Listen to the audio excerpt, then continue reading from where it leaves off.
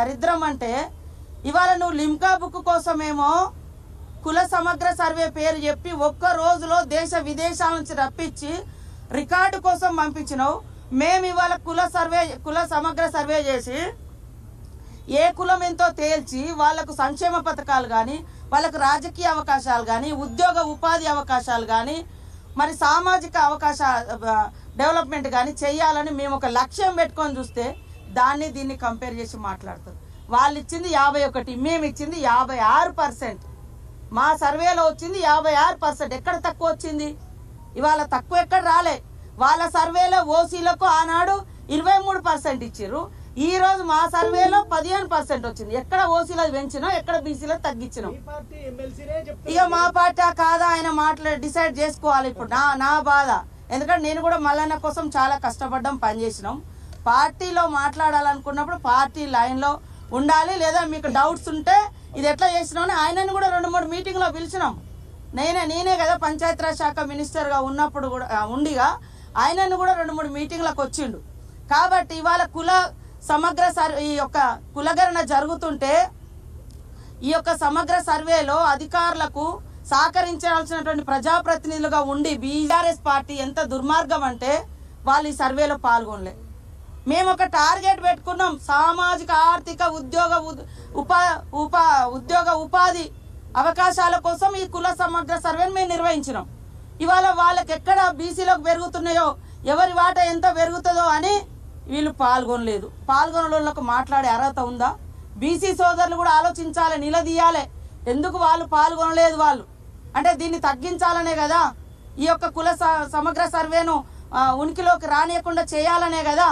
అలాంటి వాళ్ళు వచ్చి వాళ్ళు మాట్లాడుతున్నారు బీసీల కోసం. బీసీ సోదరులు అంతకుముందే మాట్లాడారు. తోడేళ్ళు వచ్చి గొర్రెలను కాపాడుతామంటే ఎవరైనా గొర్రెలు నమ్ముతాయా? నేను గొర్రెనే కావచ్చు, కానీ నాకంటూ ఒకటి ఉన్నది. కానీ తోడేళ్ళ మీద డిపెండ్ అయి బతికే అంత దారుణమైన పరిస్థితి ఈ రాష్ట్రంలో ఏ వర్గాలకు లేదు.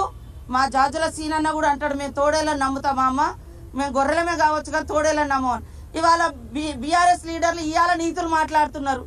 మీ ఇంట్లో ఒక పీసీసీ ఒక సెక్రటరీ అంటే ప్రెసిడెంట్గా ఉన్నారు, సీఎంగా ఉన్నారు, కనీసం వర్కింగ్ ప్రెసిడెంట్ కూడా గతి లేదు. బీసీలకు ఎందుకు ఇవ్వలేదు మీరు వర్కింగ్ ప్రెసిడెంట్? 20 ఏళ్లలో శాంతి వాళ్ళని నెట్టి పడేసిర్రు, మీ కుటుంబాన్ని మాత్రం మంచిగా నడుపుకున్నారు. మీకు మాట్లాడే అర్హత ఉందా? వాళ్ళు వెనుక ఎట్లా పోయి నిలబడుతుర్రో మా బీసీ సోదరులు కూడా ఆలోచించాలి. 10 ఏళ్లల్లో మరి బీసీలకు బడ్జెట్ ఏమి ఇచ్చిర్రు? ఇవాళ నీతులు మాట్లాడుతున్నారు కదా, బడ్జెట్ కేటాయింపులు కూడా లేవు. వాళ్ళ వెనుక ఉండే 5-10 మందో ఇవాళ నేను అంటా ఉన్నా. తలసాని శ్రీనివాస్ యాదవ్ గారు మాట్లాడండి, ఓకే సంతోషం. అయ్యా మరి మీరెందుకు కుల సమగ్ర సర్వేలో పాల్గొనలేదు? ఏం తప్పు ఉంది మాది? ఏం తప్పు రాసినాం? ఓకే, నీకు ఇష్టం, నీ కులాన్ని కూడా నువ్వు ఎక్కించుకోలేకపోయినా ఇలాంటి వాళ్ళు ఎంతమంది ఎక్కించుకోలేదు? మరి ఇలాంటి ఆయన ఎక్కించుకోలేదు, పద్మారావు ఎక్కించుకోలేదు, ఇక అందరు మిగతా అప్పర్ క్యాస్ట్ వాళ్ళు ఎక్కించుకోలేదు, బీసీల నుంచి వీళ్ళిద్దరు ఎక్కించుకోలేదు, మిగతా అంతా దాదాపుగా ప్రజాప్రతినిధులంతా అప్పర్ క్యాస్ట్లోనే ఉన్నారు. వాళ్ళకంటే మన మీద ద్వేషం ఉందనుకో, మరి మీరెందుకు ఎక్కించుకోలేదా? ఇట్లా మిమ్మల్ని ఫాలో ఎమ్మెల్యే, మరి ఆయన ఫాలోవర్స్ అందరిని ఎక్కియాలి కదా. అరే మన కులం ఎంతో మనం చూపించుకోవాలి, రాయించుకోండి అని చెప్పాలి కదా. చెప్పకుండా ఇవాళ వచ్చి సన్నాయి నొక్కులు నొక్కితే ఎట్లనే? కాబట్టి ఇది ఒక కుట్రపూరితంగా ఇది మంచిగా పోయింది వాస్తవానికి బీసీలది. కాబట్టి దాన్ని డౌట్ క్రియేట్ చేయాలి. ఈ యొక్క మంచి పేరు ఇవాళ ఈ రాష్ట్రాన్ని చూపించి దేశంలో మా రాహుల్ గాంధీ గారు కూడా దేశంలో ఉన్నటువంటి అట్టడుగు వర్గాలకు న్యాయం జరగాలని కొట్లాడుతున్నాడు ఒక లక్ష్యంతో. ఇవాళ వాళ్ళు వచ్చి మేకవన్న పులులాగా వేషాలు ఎత్తే ఎవరు నమ్మరు.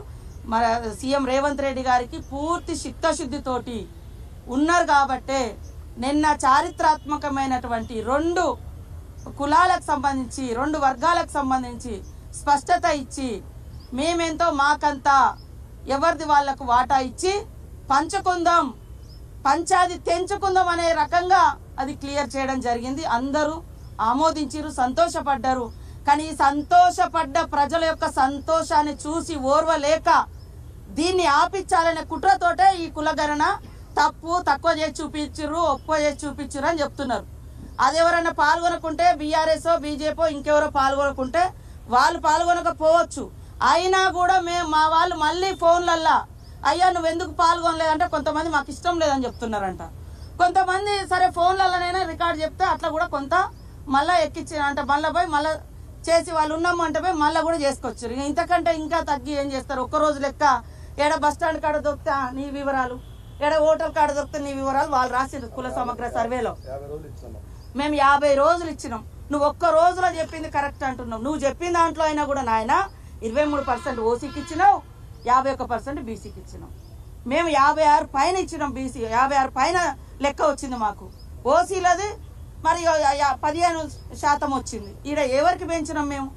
ఇది ప్రజలు కూడా అర్థం చేసుకోవాలి. ఒక మంచి ప్రయత్నం జరుగుతుంది దేశంలో. ఆఫ్టర్ ఇండిపెండెన్స్ ఫస్ట్ 1931లో ఈ కుల సోషియో ఎకనామిక్ సర్వే జరిగింది. After that only this is the best census అని చెప్తున్నా. క్యాస్ట్ సెన్సెస్ సోషియో ఎకనామిక్ పేరు మీద జరిగింది. ఇదే ఆధారం తప్ప వాళ్ళు చేసినామని చెప్తున్నారు కదా. వాళ్ళు లిమ్కా బుక్ అయితే పంపించారు కానీ మరి గవర్నమెంట్ వెబ్సైట్లో పెట్టాలి కదా.